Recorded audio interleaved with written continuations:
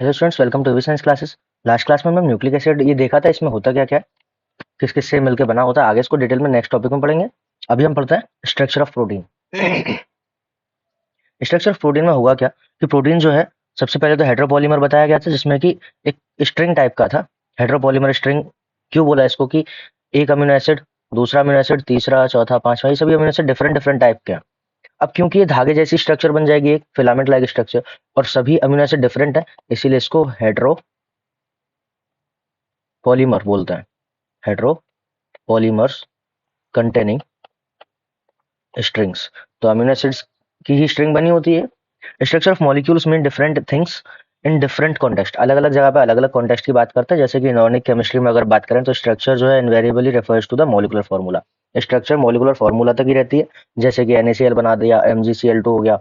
तो इस तरह से ऑर्गेनिक केमिस्ट्री में क्या होगा, ऑर्गेनिक केमिस्ट जो है वो टू डायमेंशनल व्यू दे देता है। कौन सा टू डायमेंशनल व्यू मॉलिक्यूल का, जैसे कि अपना बेंजीन हो गया, नेप्थलीन हो गया। फिजिसिस्ट की बात करें तो फिजिसिस्ट थ्री डायमेंशनल व्यू दे सकता है मॉलिक्यूलर स्ट्रक्चर का, लेकिन बायोलॉजिस्ट प्रोटीन स्ट्रक्चर का 4 लेवल पे व्यू देता है। कैसे 4 लेवल पे व्यू देगा, तो sequence of amino acids, the positional information in the protein, which is first amino acid, कौन सा फर्स्ट अमीनो एसिड है, कौन सा सेकंड है। इस तरह से ये आगे तक चलता चला जाएगा। फर्स्ट वाला कौन सा अमीनो एसिड, सेकंड वाला कौन सा, थर्ड वाला कौन सा, फोर्थ, फिफ्थ, इस तरह से चलते चले जाएंगे। तो ये जो स्ट्रक्चर है इसको प्राइमरी स्ट्रक्चर बोलते हैं। 1 2 3 4 5 ऐसे अमीनो एसिड चलते चले जाएंगे of a protein. A protein is imagined as a line. Protein को लाइन की तरह से इमेजिन क्यों किया जाता है, क्योंकि फिलामेंटस या थ्रेड स्ट्रिंग लाइक स्ट्रक्चर बनाता है। The left represents the first amino acid. जो लेफ्ट साइड में होता है वो फर्स्ट अमीनो एसिड को रिप्रेजेंट करता है, और जो राइट साइड में होता है वो लास्ट अमीनो एसिड को रिप्रेजेंट करता है। और क्या है इसमें, the first amino acid is also called the N terminal. अब first amino acid N terminal कहलाता है और last amino acid C terminal कहलाता है। इसका क्या रीजन है, इसको जरा देखते हैं यहाँ पे कि अगर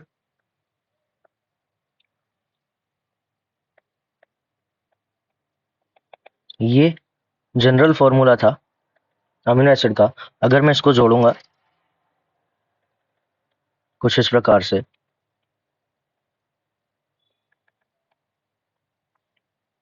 तो एक डायमर बनता है। ये वेरी वाला आर ग्रुप लगा रहा हूं मैं। अगर इसको एक बार और कंटिन्यू करता हूं इसी प्रकार से, तो यहां पे तो ये भी कुछ पॉलीपेप्टाइड जैसी स्ट्रक्चर बन गई है। अगर यहाँ पे मैं देखूं तो लेफ्ट साइड में टर्मिनल पे कौन है, नाइट्रोजन है, और राइट साइड पे टर्मिनल पे कौन है, कार्बन कंटेनिंग कंपाउंड है। तो हम कहेंगे जो फर्स्ट अमीनो एसिड है उसका एन टर्मिनल होता है। तो यहाँ पे ये फर्स्ट अमीनो एसिड है तो इसका टर्मिनल कौन है, एन है, जबकि जो लास्ट अमीनो एसिड होगा उसका टर्मिनल कौन होगा, सी होगा। तो ये भी हमें याद रखना है। A protein thread does not exist through as through as an extended rigid rod. अगर हम प्रोटीन को देखें तो वो सिर्फ एक रॉड की तरह एग्जिस्ट नहीं करती है। वो क्या करेगी, अपनी स्ट्रक्चर्स को कन्वर्ट करती है, सिर्फ प्राइमरी से सेकेंडरी स्ट्रक्चर बनाती है। जैसे हेलिकल बना लेगी, बीटा प्लेटेड शीट बना लेगी, तो इस तरह की स्ट्रक्चर बनाया करती है। अब कैसे बनाएगी तो वो देखते हैं। The thread is folded in the form of alpha helix resolving revolving staircase. Staircase मतलब कि जैसे घूमती हुई सीढ़ियां होती हैं कुछ इस प्रकार से। तो ये अल्फा हेलिकल स्ट्रक्चर बनाई, और of course only some portion of the protein thread arranged in the form of helix। अब वो हेलिक्स की फॉर्म में अरेंज हो जाएगा। होता क्यों है ऐसा, जैसे अगर अमीनो एसिड्स की बात करें तो ये पहले नंबर का हो गया, मान लो ये दूसरे का हो गया, तीसरे का हो गया, चौथे का हो गया। तो पहले अमीनो एसिड के पहले अमीनो एसिड से चौथे अमीनो एसिड के बीच में हाइड्रोजन बॉन्ड बनता है। हाइड्रोजन बॉन्ड बेसिकली है क्या, कि मोर इलेक्ट्रोनेगेटिव और हाइड्रोजन और मोर इलेक्ट्रोनेगेटिव के बीच में बनने वाला बॉन्ड हाइड्रोजन बॉन्ड कहलाता है। जैसे कि हाइड्रोजन फ्लोरीन के साथ हो, या फिर हाइड्रोजन ऑक्सीजन के साथ हो, या फिर हाइड्रोजन नाइट्रोजन के साथ हो। तो हाइड्रोजन अगर इन तीनों में से किसी के भी साथ हो तो हाइड्रोजन बॉन्ड कहलाता है। तो इसको डायरेक्टली ऐसा भी कहा जा सकता है कि हाइड्रोजन अगर फोन के साथ है तो वो हाइड्रोजन बॉन्ड कहलाएगा। अब हाइड्रोजन बॉन्ड भी दो तरह के, एक इंटरमॉलिक्यूलर, एक इंट्रामॉलिक्यूलर। एक ही मॉलिक्यूल के अंदर हाइड्रोजन बॉन्ड बनाए तो इंट्रामॉलिक्यूलर कहलाएगा, और दो डिफरेंट के बीच में बनाए तो इंटरमॉलिक्यूलर कहलाएगा। मतलब अगर मैं इसको बोलूं तो ये पूरा एक मॉलिक्यूल में मानूंगा, और इसके बीच में पहले से चौथे के बीच में, और इससे फिर अगले चौथे के बीच में, फिर इससे अगले चौथे के बीच में। तो इस तरह से जो ये बॉन्ड बनते जाएंगे ये कहलाएंगे इंट्रा मॉलिक्यूलर हाइड्रोजन बॉन्ड। अब इस इंट्रामोलिकुलर हाइड्रोजन बॉन्ड की वजह से ये इसके साथ अट्रैक्ट होगा, फिर ये इसके साथ अट्रैक्ट होगा और ये इसके साथ अट्रैक्ट होगा, तो इस तरह से अट्रैक्ट होते चले जाएंगे और ये एक हेलिकल स्ट्रक्चर बना लेंगे।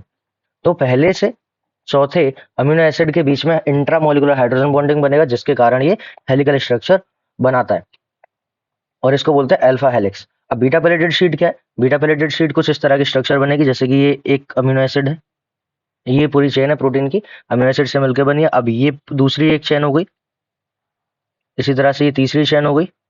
अब इसके बीच में ये जो बन रहा है हाइड्रोजन बॉन्ड है, ये कौन सा है? ये हाइड्रोजन बॉन्ड है, लेकिन ये डिफरेंट प्रोटीन मॉलिक्यूल्स के बीच में बन रहा है, तो ये कहलाएगा इंटर मॉलिकुलर हाइड्रोजन बॉन्डिंग। तो ये होगा इंटर मॉलिक्यूलर हाइड्रोजन बॉन्डिंग। तो इंट्रामोलिकुलर से कौन सा बना? इंट्रामोलिकुलर हाइड्रोजन बॉन्डिंग से अल्फा हेलिक्स बनता है, जबकि इंटरमोलिकुलर हाइड्रोजन बॉन्डिंग से बीटा पैलेटेड शीट बनती है। तो ये शीट लाइक स्ट्रक्चर बन जाएगी, तो उसको बीटा पैलेटेड शीट बोलते हैं। तो ये दोनों ही सेकेंडरी स्ट्रक्चर्स हैं। तो अब क्या होगा? Only some portion of the protein thread are arranged in the form of helix. कुछ पोर्शन हेलिक्स की फॉर्म में अरेंज हो जाएगा। In protein only right handed helical are observed. तो ये हमें याद रखना है, प्रोटीन में सिर्फ राइट हैंडेड हेलिकल्स ही देखने को मिलता है। Other region of the protein thread are folded into other form in what is called secondary structure। तो ये जो स्ट्रक्चर दिखाई दे रही है, ये सेकेंडरी स्ट्रक्चर कहलाएगी और ये राइट हैंडेड कॉइल ही होती है, सिर्फ लेफ्ट हैंडेड कॉइल इसमें देखने को नहीं मिलेगा। In addition the longest portion of chain also folded upon itself like a hollow woolen ball।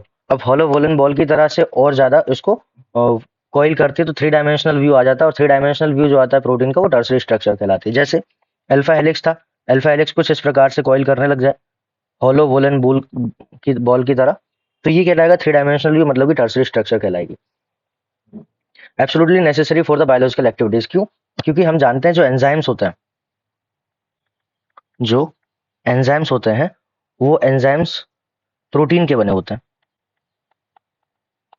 और प्रोटीन को फोल्ड होना पड़ेगा। प्रोटीन से जब बनेंगे तो प्रोटीन फोल्ड होगी, तभी एंजाइम बना सकती है। अब एंजाइम हम जानते हैं, जैसे रफ डायग्राम, एक जनरल डायग्राम जो बनाते हैं एंजाइम का, कुछ इस प्रकार से बना देते हैं। ये इसकी एक्टिव साइट होती है। अब ये एक्टिव साइट एक्चुअल में पॉकेट है, पॉकेट लाइक स्ट्रक्चर है, जहां पे सबस्ट्रेट आके अटैच होता है। अब ये सबस्ट्रेट आके जब अटैच होगा तो एक पॉकेट लाइक स्ट्रक्चर बनानी पड़ेगी, तो उसके लिए इसको ग्लोबुलर स्ट्रक्चर बनानी पड़ती है, मतलब कि इसको कॉइल करना पड़ता है। जब कॉइल करना पड़ता है मतलब इसमें कई सारी इस तरह से प्रोटीन अरेंज्ड होगी, जो भी इसका पैटर्न होगा अरेंजमेंट का, तो कई सारी प्रोटीन इसमें इस तरह से अरेंज होगी। जब ये पॉकेट बनाएगी, और पॉकेट बनाने के बाद यहाँ पे एक्टिव साइट तैयार होती है और ये रिएक्शन में पार्टिसिपेट करेगा। तो एक्टिव साइट बनाने के लिए इसको फोल्ड्स कर बनाने पड़ते हैं, और एक्टिवेशन साइट बनाएगा, तभी बायोलॉजिकल एक्टिविटीज आगे कंटिन्यू करेंगी प्रोटीन के द्वारा। Some protein are necessary are an assembly for of more than one polypeptide. किसी में एक से ज्यादा पॉलीपेप्टाइड अगर जुड़ जाती हैं तो वो कौन सी बनेगी? क्वाटरनरी स्ट्रक्चर बनेगी। कैसे बनेगी? कि अगर कोई अल्फा हेलिकल स्ट्रक्चर, कोई साथ में बीटा पैलेट, जो अल्फा हेलिकल स्ट्रक्चर है उसके साथ में कोई टर्सरी स्ट्रक्चर आगे जुड़ जाती है, मतलब एक से ज्यादा पेप्टाइड होने चाहिए, एक से ज्यादा पॉलीपेप्टाइड उसमें होने चाहिए। तो एक से ज्यादा पॉलीपेप्टाइड होंगे तो वो जो स्ट्रक्चर बनेगी वो क्वाटरनरी स्ट्रक्चर कहलाएगी। अब वो कैसे हो सकते हैं? Subunits are arranged with respect to each other, linear string of sphere arranged one upon each other. Sphere एक के ऊपर एक आ जाएंगे। अब ये जो एक स्ट्रक्चर बनेगी, ये क्वाटरनरी स्ट्रक्चर बनेगी। एग्जाम्पल में हम जानते हैं ह्यूमन में हीमोग्लोबिन होता है। अब हीमोग्लोबिन एक क्वाटरनरी स्ट्रक्चर है। क्यों है क्वाटरनरी? उसमें दो अल्फा चेन है और दो बीटा चेन है, दो अल्फा चेन है और दो बीटा चेन है, ये मिलके हीमोग्लोबिन बनाता है। तो हीमोग्लोबिन कैसा हो गया? क्वाटरनरी स्ट्रक्चर, मतलब इसमें चार डिफरेंट टाइप के पॉलीपेप्टाइड प्रेजेंट हैं, दो अल्फा चेन के और दो बीटा चेन के। तो इस तरह से हमने क्वाटरनरी स्ट्रक्चर भी देखी। तो यहाँ पे ये जो हेलिकल स्ट्रक्चर दिख रही है और ये टर्सरी स्ट्रक्चर दिख रही है, और अगर इसमें एक और स्ट्रक्चर मिला दें, मतलब कि एक ये जो बनी हुई ये टर्सरी स्ट्रक्चर और एक स्ट्रक्चर और टर्सरी वाली क्वाटरनरी या टर्सरी या कोई सी भी मिला देते हैं, तो ये क्वाटरनरी स्ट्रक्चर बन जाएगी। फिर आता है नेचर ऑफ बॉन्ड। बॉन्ड कैसे बनेगा? तो हमने ग्लाइकोसिडिक बॉन्ड देखा था किस तरह से बनता है, और पेप्टाइड बॉन्ड भी हमने देखा था तो किस तरह से बनता है। तो ये जो बॉन्ड है बेसिकली पहले तो डिहाइड्रेशन के द्वारा बनते हैं, डिहाइड्रेशन होगा तब इसमें बॉन्ड बनेंगे। पॉलीपेप्टाइड और protein amino acid link to the by the peptide bond. अब ये जो पॉलीपेप्टाइड में प्रोटीन्स में जो अमीनो एसिड जुड़े होते हैं वो पॉलीपेप्टाइड बॉन्ड के द्वारा जुड़े होते हैं। कैसे जुड़ते हैं ये? तो कार्बोक्सिलिक ग्रुप है और एमीन ग्रुप है, इन दोनों के बीच में बॉन्ड बनता है। क्यों बनता है? बाय द डिहाइड्रेशन, डिहाइड्रेशन के द्वारा बनता है। तो एक बार और देख लेते हैं इसको कैसे बनेगा। ये कार्बन था, यहाँ हाइड्रोजन हो गया, यहाँ पे एमीन ग्रुप हो गया, यहाँ पे वेरिएबल एल्काइल ग्रुप हो गया, इसको R1 से रिप्रेजेंट कर देते हैं। यहाँ पे कार्बोक्सिलिक ग्रुप को हम ओपन करके लिख देते हैं। नेक्स्ट वाला जो अमीनो एसिड है इसमें N को ओपन करके लिख देते हैं, NH2 को, कार्बन, इधर H, इधर H। तो यहाँ पे कुछ इस प्रकार से ये आ जाएगा। अगर इसको ओपन नहीं भी करेंगे यहाँ से तो भी चल जाएगा। तो अगर यहाँ पे हम देखेंगे तो ये इधर से OH और इधर से H, माइनस H2 हो जाएगा, तो ये डिहाइड्रेशन होगा। और यहाँ पे यहाँ प्लस आएगा और यहाँ माइनस आएगा, तो ये इसके साथ बॉन्ड कर बनाएगा और ये पानी अलग हट जाएगा और ये इसके साथ जुड़ जाएगा। तो ये जो बनेगा कुछ इस तरह की स्ट्रक्चर बनेगी।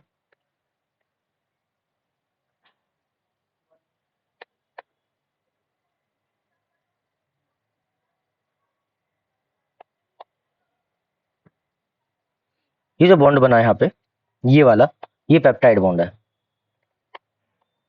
बना कैसे? बाय द डिहाइड्रेशन, डिहाइड्रेशन के द्वारा पेप्टाइड बॉन्ड बना है और इसी तरह से जुड़ते चले जाते हैं आगे तक और ये कहलाता है पॉलीपेप्टाइड। तो पेप्टाइड बॉन्ड कैसे बना वो हमने देखा। दूसरा आता है ग्लाइकोसिडिक बॉन्ड। अब ग्लाइकोसिडिक बॉन्ड कैसे बनेगा? तो ग्लाइकोसिडिक बॉन्ड भी हमने देखा हुआ है, एक बार और देख लेते हैं।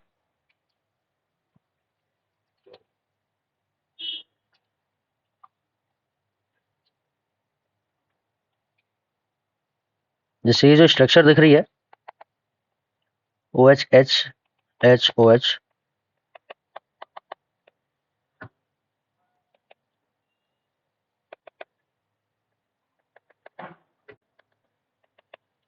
ये एक स्ट्रक्चर है।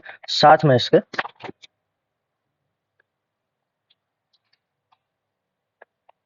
ये दूसरी स्ट्रक्चर आ गई। अब दो हाइड्रोक्सिल ग्रुप पास में आ गए, तो दो हाइड्रोक्सिल ग्रुप फिर से क्या करेंगे? वाटर रिमूव कर देंगे और वाटर रिमूव जैसे ही करेंगे तो यहां से फिर से माइनस H2 हो जाएगा।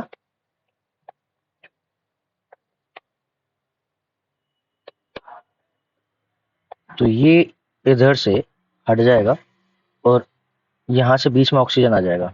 तो हुआ क्या था यहाँ पे कि कुछ इस प्रकार से एक कंडीशन थी, यहाँ से एक ने हाइड्रोजन दिया, एक ने OH दिया, तो ये तो हो गया माइनस H2, डिहाइड्रेशन हुआ और ये जो कार्बन था ये इसके साथ ऑक्सीजन के साथ बॉन्ड बना लेगा, तो ये ऑक्सीजन बीच में आ जाएगा। तो ये जो बॉन्ड बना ये ग्लाइकोसिडिक बॉन्ड है। तो ग्लाइकोसिडिक बॉन्ड भी डिहाइड्रेशन से बनता है और साथ में पेप्टाइड बॉन्ड भी डिहाइड्रेशन से बनता है। तो डिहाइड्रेशन से बन रहा है। डिहाइड्रेशन मतलब removal of water. And polysaccharide the individual monosaccharide are linked by the glycosidic linkage, ये ग्लाइकोसिडिक बॉन्ड।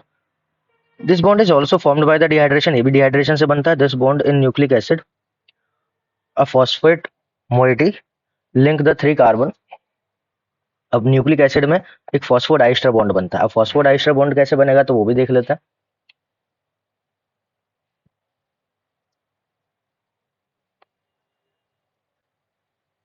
जैसे एक पेंटोस शुगर है,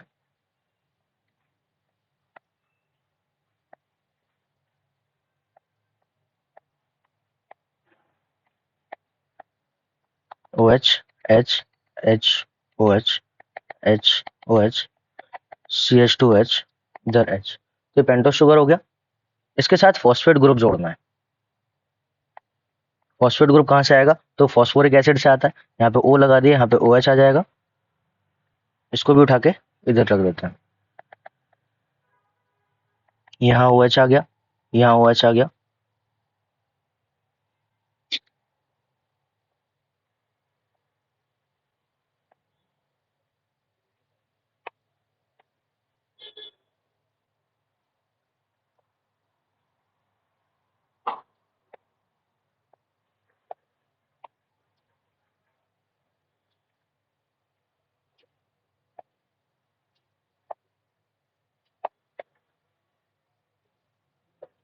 अब इस तरह से ये एक शुगर हो गया, ये दूसरा शुगर हो गया, ये बीच में फॉस्फेट ग्रुप है। अब इसमें जब फॉस्फेट ग्रुप दिख रहा है तो ये दो हाइड्रोक्सिल ग्रुप पास में आए, तो दो हाइड्रोक्सिल ग्रुप पास में जब आए तो यहाँ से माइनस H2 हो जाएगा, क्योंकि फॉस्फोरिक एसिड है तो ये H देगा, इधर से OH आ जाएगा। मतलब इधर से H इधर से OH, तो माइनस H2O।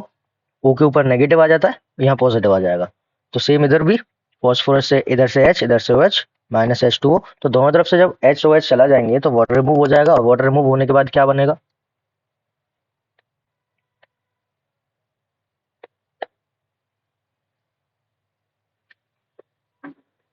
यहां से वाटर रिमूव हुआ तो इधर से H, इधर से OH गया, सेम इधर से H और इधर से OH चला जाएगा। तो अब होगा कुछ ये कि यहाँ पे जो कार्बन था इसके साथ ही डायरेक्ट बॉन्ड जो बना लेगा, और इसके साथ भी ये डायरेक्ट बॉन्ड बना लेगा।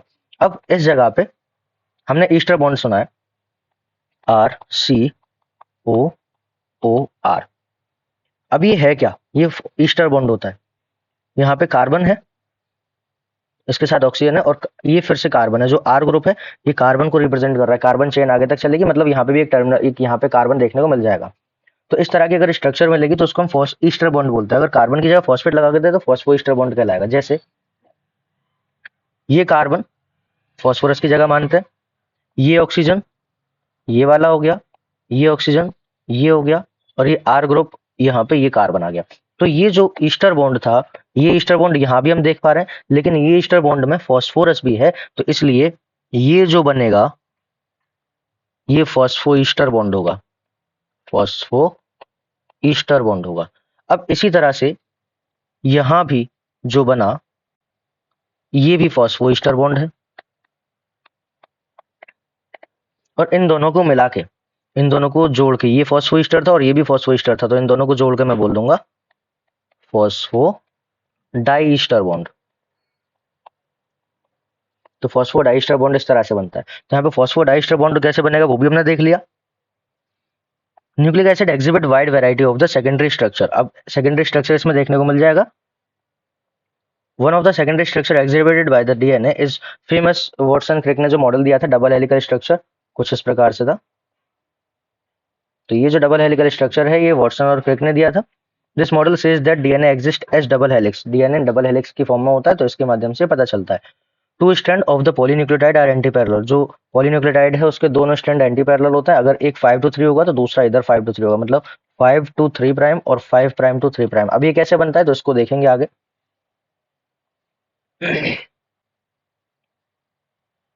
शुगर फॉस्फेट चेन बनाती है और इसके साथ में प्रोजेक्टेड होते हैं जो नाइट्रोजनस बेस होते हैं। अगर इसको देखें तो ये क्या है, ये एक राइबो शुगर है, ये एक नाइट्रोजनस बेस हो गया, ये फॉस्फेट ग्रुप हो गया। अब इसमें क्या क्या है, ये राइबो शुगर हो गई, फॉस्फेट ग्रुप, नाइट्रोजनस बेस, ये सब नाइट्रोजनस बेस दिख रहे हैं, ग्वानिन, साइटोसिन, एडेनिन और थायमिन। अब अगर नाइट्रोजनस बेस पेंटोस शुगर के साथ जोड़ेगा जिसको राइबोस शुगर बोल रहे हैं, तो ये कहलाता है न्यूक्लियोसाइड, न्यूक्लियोसाइड। और अगर इस न्यूक्लियोसाइड के साथ अगर मैं फॉस्फेट ग्रुप भी ऐड कर दूं तो ये कहलाएगा न्यूक्लियोटाइड। तो ये अब कहलाएगा न्यूक्लियोटाइड। और कई सारे न्यूक्लियोटाइड मिलकर एक न्यूक्लिक एसिड बनाते हैं। कई सारे न्यूक्लियोटाइड, जैसे एक ये न्यूक्लियोटाइड है, इसके आगे एक और न्यूक्लियोटाइड होगा, तो ये न्यूक्लिक एसिड बनाते हैं। अगर इसकी नंबरिंग की बात करूं मैं तो 1 1 2 3 4 5। तो यहाँ पे नंबरिंग भी 1 2 3 4 5 आ गया। अब इसमें भी 1 2 3 4 5, इधर 1 2 3 4 5, इधर भी 1 2 3 4 5, अब इधर 5। अब इसमें हमें दिखाई क्या दे रहा है, यहाँ पे हम देख पा रहे हैं कि अगर इस चेन में आगे कंटिन्यू कोई जुड़ेगा और दूसरा न्यूक्लियोटाइड, तो एक न्यूक्लियोटाइड तो ये हो गया, अगला न्यूक्लियोटाइड यहाँ जुड़ा। तो अगर मैं कहूँ कि नेक्स्ट न्यूक्लियोटाइड जोड़ना है तो वो किस जगह पे आके जुड़ रहा है, फिफ्थ कार्बन पे आके जुड़ रहा है। तो यहाँ पे फिफ्थ कार्बन पे आके अगला न्यूक्लियोटाइड जुड़ेगा, किसके द्वारा, फॉस्फेट के द्वारा। यहाँ पे फॉस्फेट ग्रुप मिल जाएगा, फिर उससे आगे अगला न्यूक्लियोटाइड जुड़ेगा। तो मतलब यहाँ टर्मिनल पे कौन मिल रहा है फ्री कार्बन अटैचमेंट के लिए, तो 5वें नंबर का कार्बन मिल रहा है, तो इसीलिए इसको 5 प्राइम या 5 मोइटी बोल देते हैं। जबकि इस डायरेक्शन में OH मिलेगा, इस डायरेक्शन में जो OH मिलेगा थर्ड प्राइम पे अटैचमेंट होता है। जो दूसरा न्यूक्लिक एसिड जुड़ेगा वो तीसरे नंबर के कार्बन पे आके जुड़ेगा, इसलिए इसको 3 प्राइम बोल देते हैं। तो ये 3 प्राइम हो गया। तो यहाँ 5 प्राइम क्यों आया और यहाँ 3 प्राइम क्यों आया, इसका रीजन हमें पता चल गया। जो 5 प्राइम है यहाँ पे फॉस्फेट ग्रुप मिलता है और 3 प्राइम पे हाइड्रोक्सिल ग्रुप मिलता है, ये हमें याद रखना है। ये इस डायरेक्शन में होगी और ये इस डायरेक्शन में होगी, और ये दोनों स्ट्रैंड आपस में एंटी पैरेलल होते हैं। आपस में एंटी पैरेलल किस में होंगे? डीएनए में। तो डीएनए और आरएनए में जो डीएनए होगा, डबल स्टैंडर्ड आरएनए जनरली नहीं होता है, कुछ केसेस में होता है। तो जब डबल स्टैंडर्ड डीएनए या फिर हम सिंपल कहें डबल स्टैंडर्ड न्यूक्लिक एसिड में दोनों स्टैंड एंटी पैरेलल होते हैं। एंटी पैरेलल होते हैं और ये जो अमीनो एसिड्स हैं ये एक दूसरे के द्वारा हाइड्रोजन बॉन्ड के द्वारा जुड़े होते हैं। मतलब एक स्टैंड दूसरे स्टैंड से हाइड्रोजन बॉन्ड से जुड़ा होता है। थायमिन से एडेनिन 2 हाइड्रोजन बॉन्ड से और ग्वानिन से साइटोसिन 3 हाइड्रोजन बॉन्ड से जुड़ता है। नेक्स्ट हम बात करते हैं, there are 2 hydrogen bond in adenine and thymine. Adenine और थायमिन के बीच में 2 हाइड्रोजन बॉन्ड होते हैं, जबकि ग्वानिन और साइटोसिन के बीच में 3 हाइड्रोजन बॉन्ड हुआ करते हैं। अब हेलिकल स्ट्रक्चर इसमें स्टेयरकेस लाइक मिल जाएगी कुछ इस प्रकार से। Each step of accent represents a pair. Her step एक बेस पेयर रिप्रेजेंट करता है। एट ईच स्टेप 36 डिग्री का टर्न होगा। 1 full turn off helical strand would involves 10 step. Attempt drawing a line diagram. अगर इसको डायग्राम के form में represent करने की कोशिश करें तो कुछ इस प्रकार का बनेगा।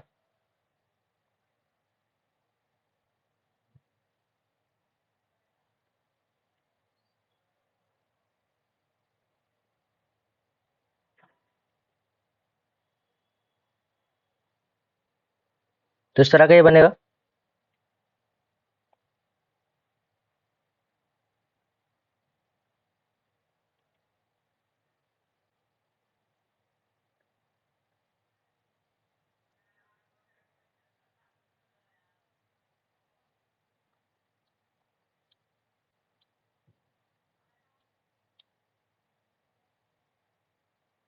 कुछ इस तरह से डीएनए बन जाएगा। अब इस डीएनए में अगर हम देखते हैं क्या क्या हमें इसमें मिलेगा, तो सबसे पहले तो एक बेस पेयर बनेगा। यहाँ पे एक नाइट्रोजन बेस ये है, दूसरा नाइट्रोजन बेस ये है, दोनों हाइड्रोजन बॉन्ड के द्वारा जुड़े हुए हैं, तो इसको मैं बोल दूंगा एक बेस पेयर। सेम ऐसे यहाँ पे भी एक नाइट्रोजन बेस पेयर ये, एक बेस ये और एक नाइट्रोजन बेस ये, दोनों को मिला के एक नाइट्रोजन बेस पेयर कहलाएगा। तो ये बेस पेयर की फॉर्म में मिलते हैं। एडेनिन थायमिन के साथ, एडेनिन जो है थायमिन के साथ 2 हाइड्रोजन बॉन्ड से जुड़ता है। ग्वानिन साइटोसिन के साथ 3 हाइड्रोजन बॉन्ड से जुड़ता है। ये हमें याद रखना है। अब क्या होगा, एक बेस पेयर से दूसरे बेस पेयर के बीच का जो डिस्टेंस है वो 3.4 एंगस्ट्रम होता है, जिसको हम एक्सियल राइज बोलते हैं। अब एक टर्न 360 डिग्री का है।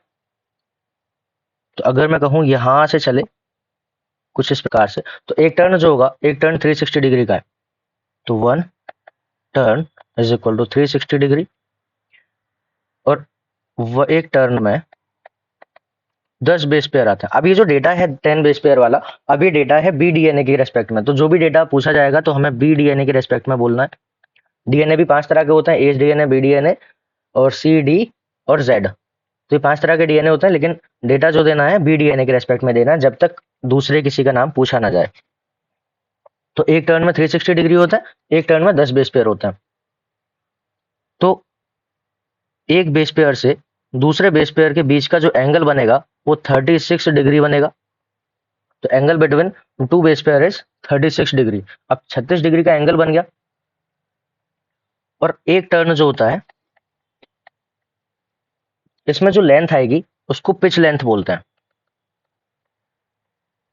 पिच लेंथ कितनी हो जाएगी? 3.4 एंगस्ट्रम एक बेस पेयर में थे, और एक टर्न में कितने थे? 10 बेस पेयर थे, तो कितनी होगी? 34 एंगस्ट्रम इसकी पिच लेंथ हो जाएगी। तो इसकी पिच लेंथ कितनी होगी? 34 एंगस्ट्रम हो जाएगी। इस डीएनए की जो विड्थ है वो 20 एंगस्ट्रम होती है। इस डीएनए की जो विड्थ है वो 20 एंगस्ट्रम होती है। अब ये जो है ये हमें याद रखना है। अब ये एक डिप्रेशन दिखाई दे रहा है यहाँ पे, ये जो डिप्रेशन दिखा है इसको बोलते हैं माइनर ग्रूव। तो ये जो है ये माइनर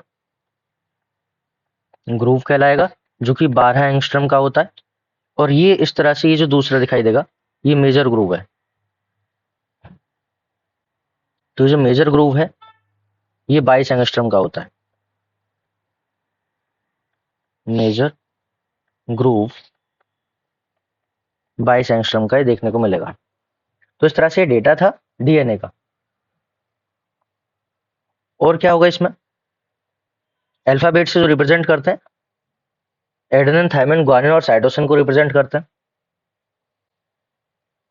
नेक्स्ट हम पढ़ते हैं dynamic state of body constitute. अब डायनेमिक स्टेट क्या है बॉडी की?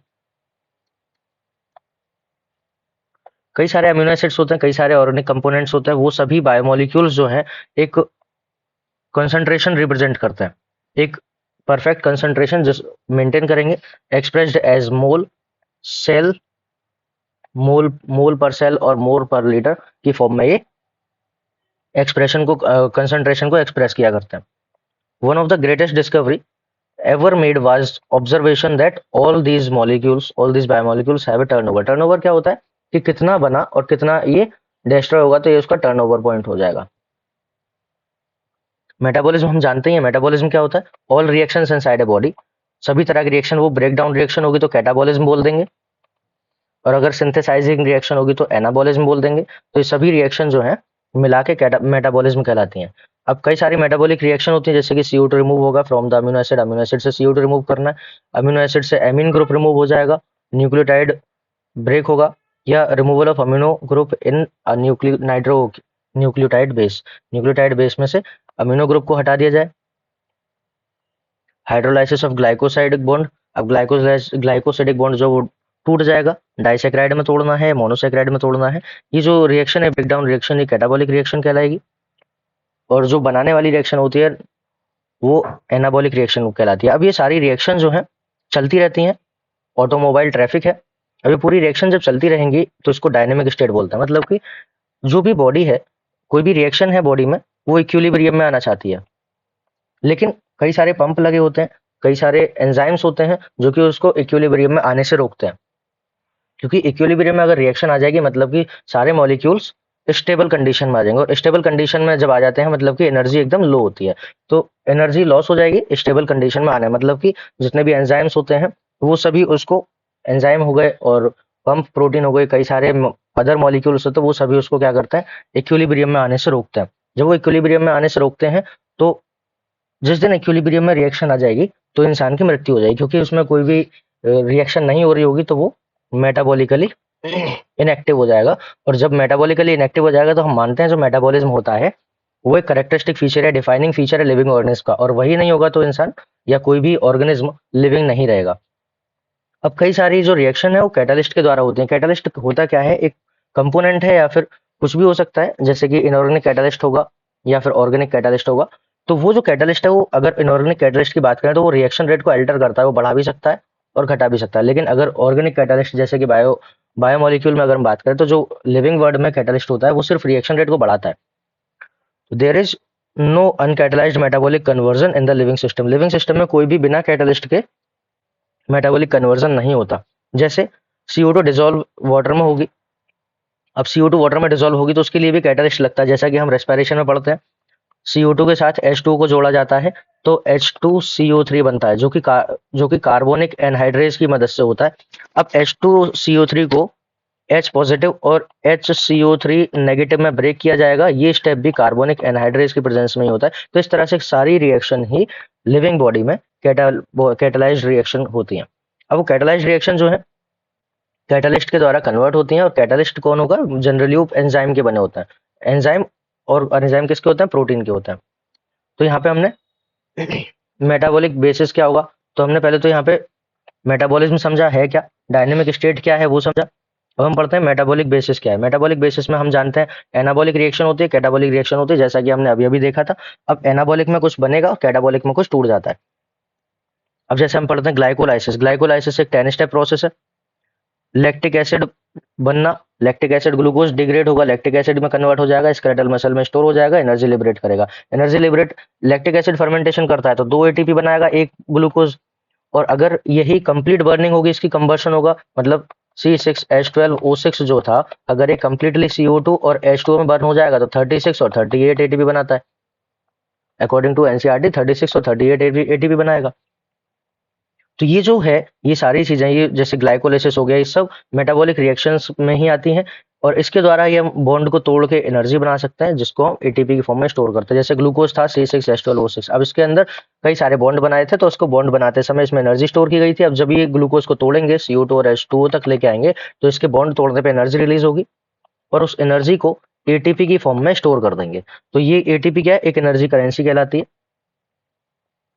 तो यहाँ पे बायोएनर्जेटिक्स क्या होता है, बायोएनर्जेटिक्स जो है ऐसे कंपोनेंट जो कि एनर्जी प्रोडक्शन में इन्वॉल्व होते हैं, उसको बायोएनर्जेटिक्स कहते हैं। तो लिविंग स्टेट क्या है? लिविंग स्टेट का सिंपल सा मतलब क्या है कि किसी भी रिएक्शन को इक्विलिब्रियम में आने से रोकना है, किसी भी रिएक्शन को इक्विलिब्रियम में आने से रोकना है। Hence living state is a non equilibrium steady state able to perform work. कोई भी लिविंग स्टेट इक्विलिब्रियम में अगर आ जाएगी तो कोई भी काम नहीं होगा, मतलब कि सिंपल सा ग्रेडियंट बनाने की जरूरत पड़ेगी। अगर ग्रेडियंट होगा तभी कोई काम होता है, अगर ग्रेडियंट नहीं होगा तो काम नहीं होगा। तो लिविंग स्टेट में ग्रेडियंट बनाना ज़रूरी हो जाएगा, तभी जो भी ऑर्गेनिज्म है वो सर्वाइव कर पाएगा।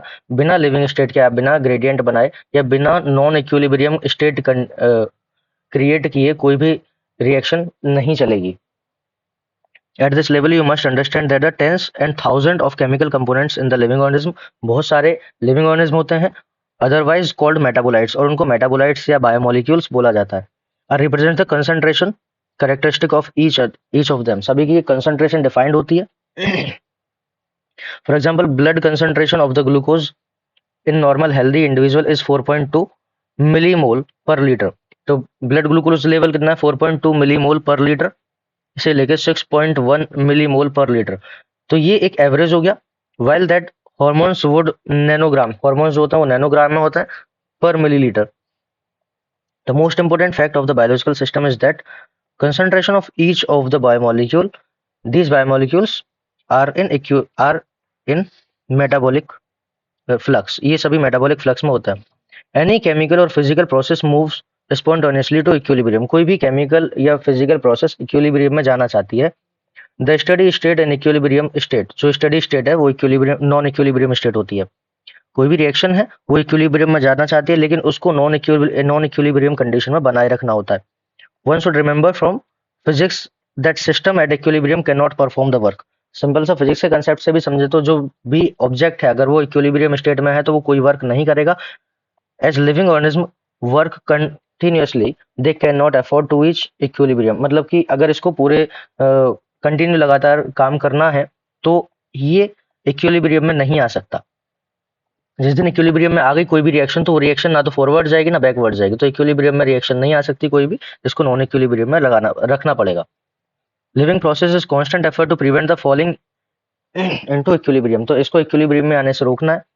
This is achieved by the energy input, तो एनर्जी इनपुट उसमें लगेगा। जैसा कि हम जानते हैं पंप प्रोटीन होता है, पंप जैसे हमने पढ़ा सोडियम पोटेशियम पंप। अब ये सोडियम पोटेशियम पंप क्या करता है? इक्विलिब्रियम स्टेट को हटाता है। जैसे नर्व इम्पल्स जनरेट होता है तो नर्व इम्पल्स में सोडियम पोटेशियम पंप क्या करता है? बाहर की तरफ सोडियम पोटेशियम, बाहर की तरफ पॉजिटिव आयन क्रिएट करता है और इनर साइड में एक्सोन में नेगेटिव क्रिएट करता है। तो ये भी क्या है?